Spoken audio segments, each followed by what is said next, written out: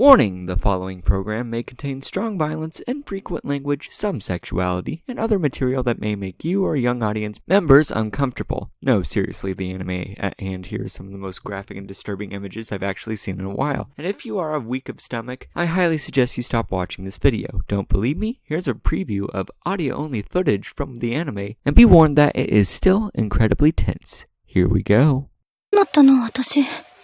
気絶したはずなのに意識がある。でも真っ暗だし、体が動かない。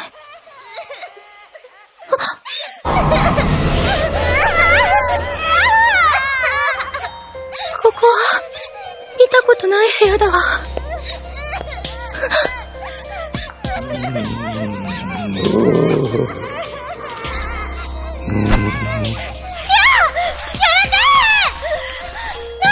どうして目隠しなんかするのよ。外したよ。順番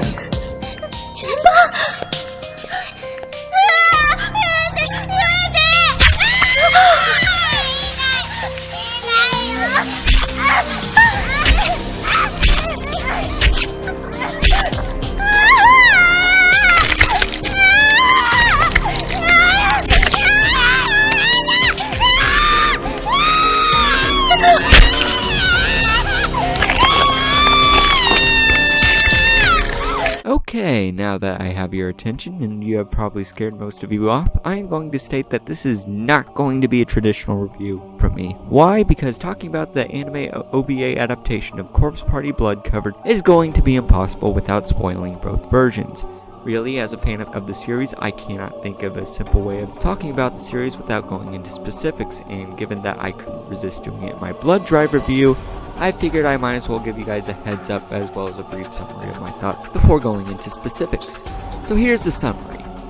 It's fine, not perfect, definitely far from perfect, and if you personally hate the series, I absolutely don't blame you for doing so. If you see things in a negative light, this is the second worst thing to happen to Corpse Party. You heard me right. Second worst. Though I would only put it a little below Book of Shadows in terms of quality. I'll tell you right off the bat that there's some areas where I'm going to go full White Knight and defend this adaptation to the death in some areas, but don't be surprised to find me dropping my shield and turning around to kick it a few times too.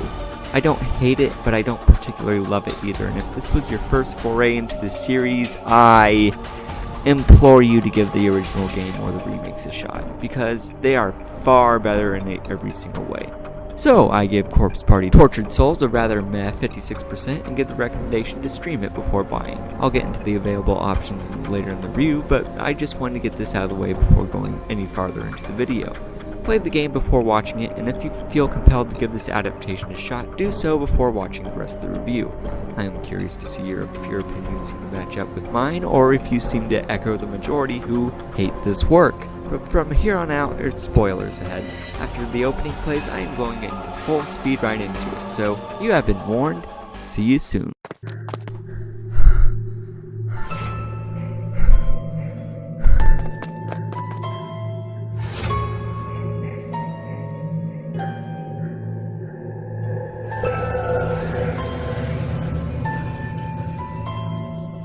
Childe of Shade Reviews, review number 17, Corpse Party, Tortured Souls.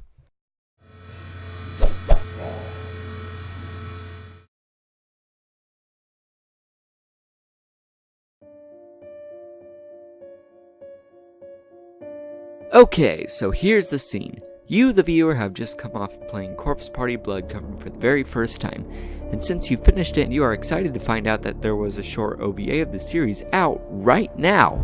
However, after watching said series, you are probably one of the many who absolutely detested this abomination for, at first, getting your hopes up, and then letting you down with immediately an incredibly rushed plot that glazes over several very important scenes from the game. If you're a newcomer to the series, chances are you are confused at what exactly you just watched and wonder how exactly it got funded. Characters seem to die randomly for no reason, plot points made absolutely no sense with an over-reliance on Deus Ex Machina coincidences, and it ended in a way that was both unsatisfactory and unnecessary to the overall message. In other words, many of you probably hated it, and for the most part, I definitely understand the hate around it.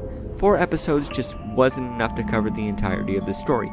and episode 2 in particular was a tried and true example of how not to do a story, the killing off of Morgishi and Mayu in the laziest way possible and taking huge leaps of progress to desperately get to chapter 4 in terms of story. But now I'm just getting off track here, because I said I was going to defend this adaptation, and here I am pointing out its flaws. So with that, let's wrap up the Senshiro and move on to the elephant in the room, the story. If you've watched me for even a small amount of time, you should know that I think that adaptations should always be at least slightly different from their source material. I've watched plenty of adaptations in my life, whether they be for books or video games, and it's rare that I ever find one where the point-for-point remake ever surpasses the original. I mostly just think that going that route usually leads to the question of why even bother, other than making money of course, though that could be said of this short 4-episode OVA series. Unfortunately, because man does it botch the execution.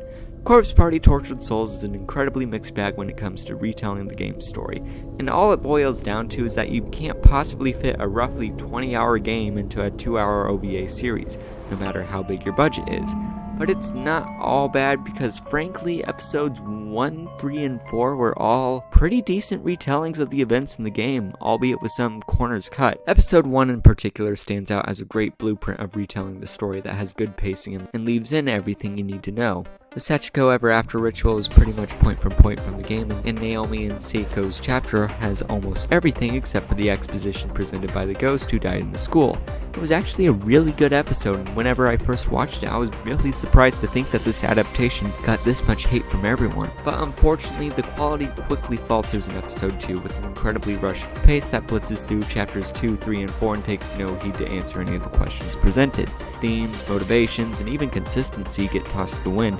And while it does get better in the next couple of episodes, it sucks that a quarter of the content here is unforgivable. Morgishi barely gets any screen time before getting axed off unceremoniously, and it's the same for Mayu, who dies a horrible death in a matter of seconds, both with almost no characterization, by the way. The episode tries desperately to showcase that the ghost children are dangerous, and it does it in a way that admittedly terrifies you as an audience member at first. But then some weird Deus Ex Machina comes out of nowhere to punk them like the dumb little kids they are. It's really bizarre, especially considering that the original game showcased them as being slow and prodding as zombies, but just as lethal as them too. Kizumi shows up briefly at the end, but his heel turn is a matter of seconds, and that doesn't give you any time to consider trusting him before you ever find out about his sick nature.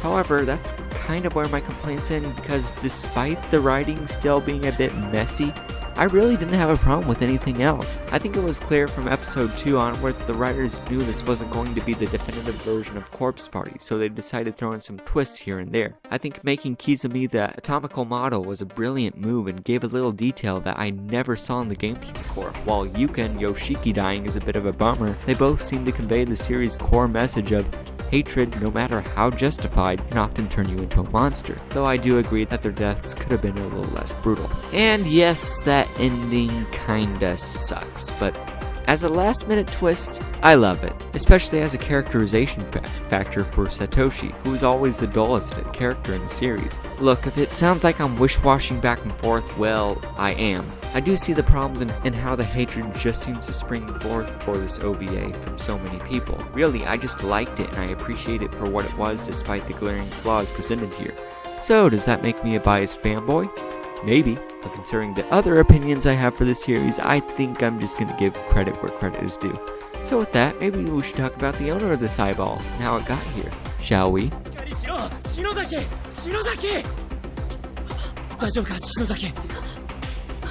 If the story was a bit botched in terms of execution, then naturally the characters wouldn't be that much better, and for the most part, that's right on the money here. There really isn't a whole lot of instances where characters could stop and talk about themselves in a short series like they could in the game. It's almost like they're not even trying here. As stated earlier, there's very little explanation of how everything works in this world. It pretty much assumes that you played the game before watching the series, which is never a good thing, unfortunately. While there are some moments where the character's personality shines through, Yoshiki's bold sacrifice and Sachiko's heartfelt breakdown at the end come to mind, they can be counted on one hand at most. For the most part, Corpse Party Tortured Souls just wanted to be a retelling of the game's story with some twists and turns here that just to shake things up, but because the story falls flat on its face so many times, this area in particular is what suffers the most. I've pretty much talked about all the atrocities that happen to the characterization, how there's such little care given to the motivations of the cast, and I think can be summed up with this scene here.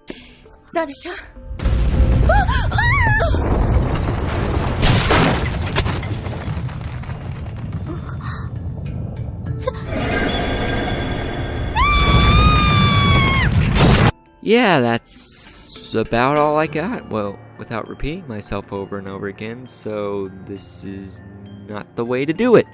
And could it have been so much better if they put more of a budget into the episodes rather than making it pretty? But I banged that drum a little too much here. So maybe we should talk about the presentation of this pentagram, shall we?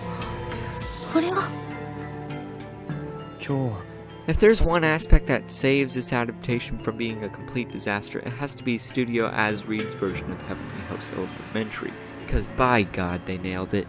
The style, while slightly different from the game versions, matches up point for point in every single way, with soft-edged characters and features not afraid to add rigid and sharp lines whenever crap hits the fan. The environment of Heavenly Host is almost a point-for-point recreation of just how oppressive, dark, and downright eerie it is to navigate, and all I really miss is seeing places like the pool or the body pit. Speaking of bodies, there's an impeccable amount of detail given to the victims of the school, whether they be dead or moments away from it, and I kinda got mixed feelings about that. On the one hand, violence is a big proponent for the message of Corpse Party and on how hatred and distrust can turn you into a monster, and how it can affect the people around you and turn a bad situation into a hopeless one. But here, it seems that the animators seem to be sadists who can only be fulfilled by having 2 eyeball ruptures and good old-fashioned disemboweling before dozing off to sleep. I warned you guys earlier that this was one of the most graphic and intense animations that I have ever seen, and I wasn't kidding here, guys. Eyeballs get pulled out and stabbed like kebabs, hands cop a feel of guts like they're hunters from Bloodborne, then we even get to see a preschooler's head and tongue severed off. If someone were ever to tell me that Corpse Party Blood Covered was an overly violent, try-hard edgelord of a game with no redeeming value, I would be on them before you could ever utter the phrase, Sachiko, we beg of you. As I said, violence is an important part of the themes of Corpse Party, and while I understand that horrible, inhumane things that happen to children, no less, can be seen in that game, but there, it's handled so skillfully, I fully believe it deserves a pass. Black screens and the most horrifying entity of all time, human imagination, are the main contributors of the gory aspects of the game. This is how to do gore right. Here, it's hard to put up that defense because it happens so often and so detailed that I begin to question where most of the budget went when creating the episodes. I sincerely hope that the 4-episode limit was set in stone whenever they were adapting this, because the thought that most of the budget being put into the gore disturbs me more than the sound of being looped in a pitch black room for all eternity.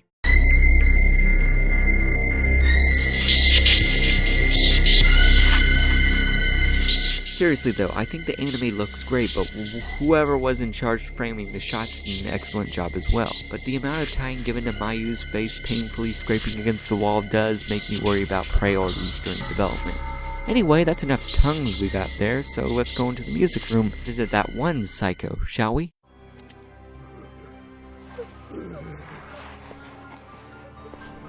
I'm going to be quite frank here and say in terms of soundtracks, Tortured Souls doesn't seem to have one, and from what I remember of the show, all I can really recall are reused tracks from the games, which is a bit lazy. Sure, I understand that this was supposed to be an adaptation and hiring a new composer would have just detracted from the budget, but because of this I can barely remember most of the music used. It's not to say that the Foley work isn't great, because it meets standards of the games fairly well. It just unfortunately didn't stand out to me, and that's a shame whenever you're talking about something that has Corpse Party in the title. As far as voice performances go, all the voice actors from Blood Covered have returned. As usual, they perform admirably, though quality dips in the rush scenes. What does stand out, however, is both the OP of the series Hoshikuzu no Ring, which are stellar in my opinion, with combinations of both visuals and music that completely matches the core spirit of the OVA. It starts out with a haunting chorus that gradually transitions into a happier, hopeful ballad before slowly returning to the chorus again to mimic the unfortunate ending of the series. Even the ending is pretty strong despite just being credits. The calm, reassuring ballad that juxtaposes the ending of various episodes to support the theme. But really, that's all that stands out. Good vocal performances that are the series standard, an effective but really familiar soundtrack, and a great OP that is catchy and satisfying with the message. So with that, let's wrap up this poor defense for the series and move on to the moment we've all been waiting for, shall we? Okay, look, going into writing this, I was expecting to have a bit more in terms of defense or credit given to this OVA, but looking at it now, I'm really just seeing me rattle on and on about how I think the bad decisions support the message. I fully admit to this defense not being what I want it to be. However, at the same time, I still want to make the argument because I still think Tortured Souls deserves even the smallest amount of defense. I'll go on record to say that I'm content with this adaptation, even fine with the way it turned out since I see so little support for it besides, hey, look at this sadistic torture, guys, or man, I love all this heavily detailed blood and guts. But that being said, I fully understand why so many detest it, and in some ways it deserves it. And I completely understand why someone would want a redo or an actual anime. It has its faults big enough for a bear to fall into, but despite its faults, I still somewhat like it for being brave and at the very least memorable when compared to the other sequels in the series. Who knows, maybe someone can watch this and learn from the various missteps that it took. And maybe companies can see that putting effort into something and then half-assing it can be detrimental to the franchise. At the end of the day, I'm just glad I saw it, and I didn't absolutely loathe it, and that's all that really matters, for me at least. So now that I've hastily cut away from the footage, I've decided to give scores to story, characters, presentation, sound, and overall enjoyment of the OVA, starting with story, which gets a meh 5 for being adequate, if not terrible job of wrapping up the tale of Corpse Party in under 2 hours. Succeeding from that is characters, which gets a not great 4 for barely giving any characterization and quickly killing off most of the cast before we can establish any connections with them. Next there's presentation, which gets a solid 8 for its great art and scenic composure that makes full use of its genre. Following from that is sound, which gets a decent 6.5 for the wonderful OP and ED, ending with the good performances to boot, but being fairly lazy in the soundtrack department. Finally there's enjoyment, which gets a rather meh 5 out of 10 for being a decent adaptation of Corpse Party, but failing in some areas that caused some people to cry for a reboot. That all being said, I decided to bestow Corpse Party Tortured Souls a 58%, as you saw in the beginning, and give the recommendation to stream/borrow before buying. With that, I thank you all for tuning in, and ask that you bear with me for the next couple months, as I just don't have as much brief time as I used to. I do plan on making a return, but for right now, it's just impossible to find consistent time to put into these videos. And while I know not many of you are watching, just know I'm happy for the few of those who are. Big thanks to Marinex, Kanae, Kiki, and Zark the German for subscribing, for those always help, and thank you dear audience members for tuning in. Thanks so much, and expect another video coming soon. Until next time.